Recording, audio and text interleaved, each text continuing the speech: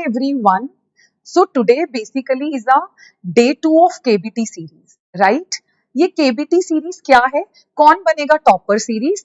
सो जो आज मंडे है, basically you can check schedule as well. आज मंडे है, आज हमारा डे है ग्रेड 11 BST का MCQ सीरीज का. So this is all about me. You can check it from the slide as well. I'm Dr. Aditi and I have done PhD, MCom, MBA and have cracked UGC NET in Commerce and Management. And I have 14 plus years of teaching experience. And this is all about me. You can check it from the slide as well. So let's start with the MCQ. Question number 1. क्या कहता है question number 1? कहते हैं वो कौन सी activity है वो जो ऑक्सिलरी टू ट्रेड नहीं है. जल्दी से आप हमें कमेंट सेक्शन में बताइएगा. बेसिकली सबसे पहले ये जानते हैं ऑक्सिलरीज टू ट्रेड क्या होता है. ऑक्सिलरीज को ट्रेड को ही हम एड्स टू ट्रेड भी कहते हैं, मतलब जो ट्रेड में बेसिकली सहायता देते हैं. सो बेसिकली हम इसको सर्विस सेक्टर का पार्ट भी मान सकते हैं, राइट? वो कौन कौन सी है? बैंकिंग सर्विस है, वेयर हाउसिंग सर्विस है, इंश्योरेंस सर्विस है. तो इस तरीके से भी हम कर सकते हैं एलिमिनेशन मेथड के जरिए. So correct answer is option number D. So moving to the question number 2.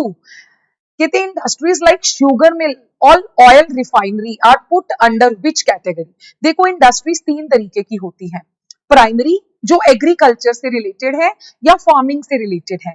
Secondary जो प्रोडक्शन से रिलेटेड है. टर्शरी जो सर्विस सेक्टर से रिलेटेड है. सो बेसिकली शुगर प्रोडक्शन हो रही है. ऑयल रिफाइनरी भी ऑयल को एनालिटिकल इंडस्ट्री के अंदर ऑयल को सेपरेट किया जाता है, कच्चे तेल से बड़ी सारी कैटेगरीज निकाली जाती हैं. तो बताइए ये कौन सी कैटेगरी है? फटाफट से कमेंट सेक्शन में हमें बताइएगा. So correct answer is option number B, secondary. So moving to the question number 3. कहते कौन सा फीचर बिजनेस का फीचर नहीं है? बेसिकली कैरेक्टरिस्टिक्स हो, फीचर हो, नेचर हो, one of the same thing. So सबसे पहले बिजनेस का मतलब क्या होता है?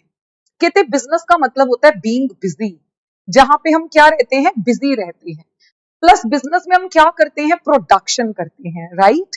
और बिजनेस में हम प्रोडक्ट को सेल भी कर सकते हैं, प्रोडक्शन भी करते हैं, या फिर बेसिकली हम क्या करते हैं? मतलब मैं इसके 5 कीवर्ड्स बताती हूँ जो बिजनेस में होने चाहिए. नंबर 1 ये इकोनॉमिक एक्टिविटी है. नंबर 2 ये रेगुलर बेसिस पे किया जाता है. नंबर 3 या तो हम प्रोडक्शन करते हैं या हम सेल करके भी, मतलब बेसिकली हम खरीद रहे हैं कहीं से.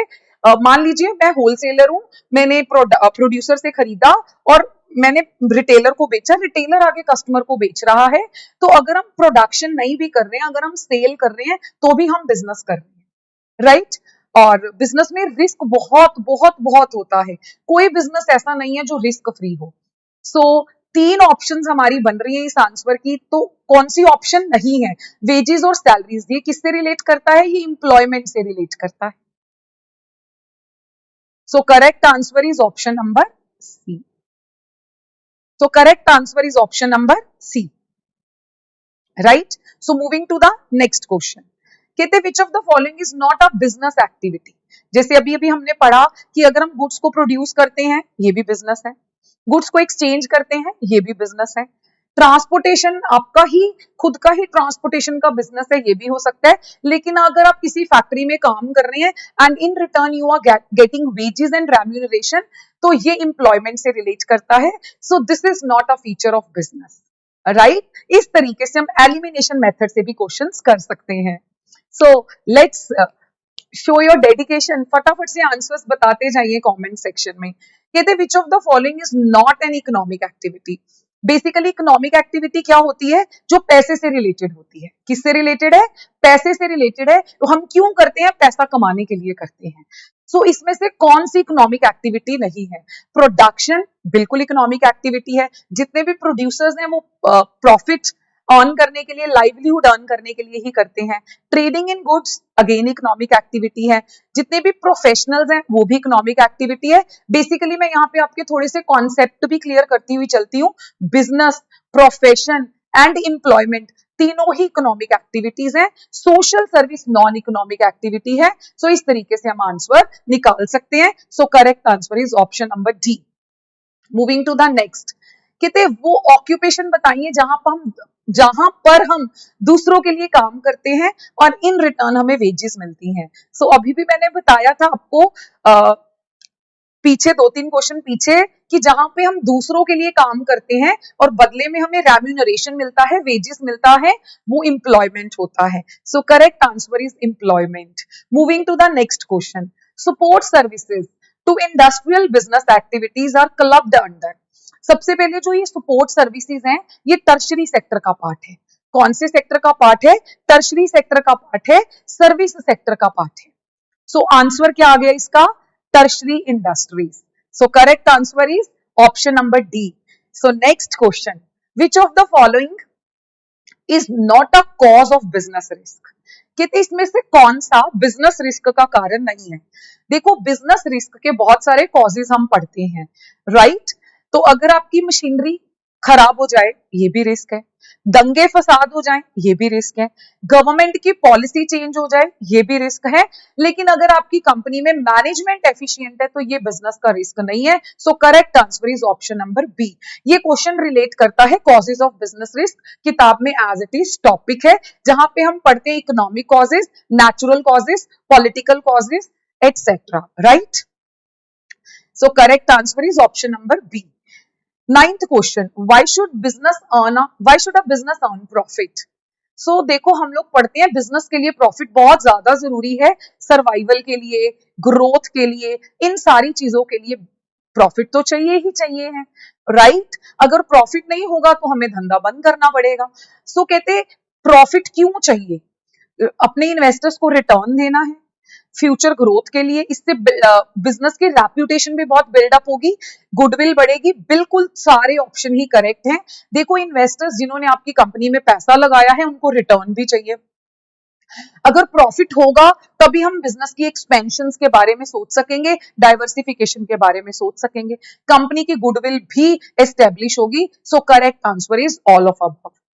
सो नेक्स्ट आता है, why should a business earn profit? So correct answer is all of above. ये लास्ट क्वेश्चन ही था, sorry. Right answer is D. So देखो, हम लोगों ने आपकी ईज के लिए एक में क्वेश्चन डाला है, नेक्स्ट में आंसर, ताकि आप अच्छे तरीके से उसको देख भी सकें. और मैं बीच में ही अनाउंस करना चाहूंगी, कल से हम लाइव क्लासेस के लिए आ रहे हैं 9 PM to 10 PM. स्केड्यूल वही रहेगा, Monday, Wednesday and Friday grade 11 and Tuesday, Thursday and Friday grade 12, और संडे को हमारा वन शॉट रहता है.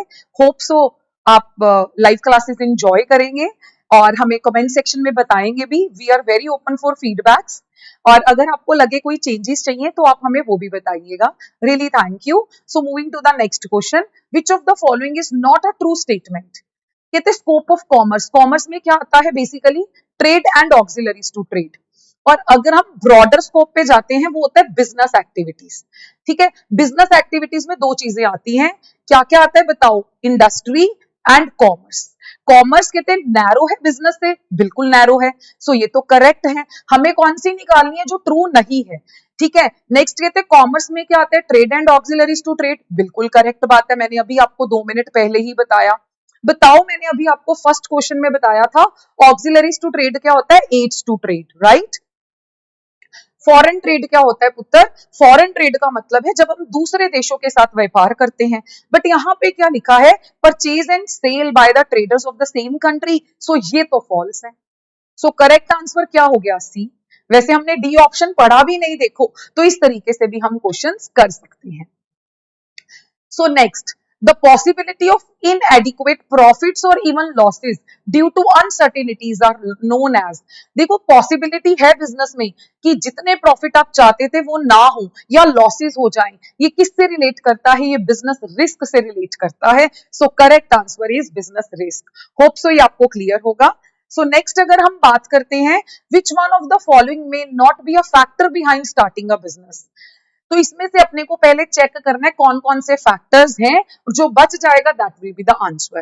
देखो, जब हमें बिजनेस स्टार्ट करना होता है हमें बहुत सारे फैक्टर्स देखने पड़ते हैं, राइट? जैसे कि हमने कौन सी साइज का फर्म खोलना है, लार्ज स्केल पे या स्मॉल स्केल पे, फाइनेंस पैसा कहां से आएगा, लोकेशन क्या रहेगी, क्योंकि लोकेशन बहुत इंपॉर्टेंट है ना, रॉ मटेरियल के पर्सपेक्टिव से भी, अल्टीमेट कस्टमर के पर्सपेक्टिव से भी. सो बचा क्या? Routine workload. So correct answer is option number A.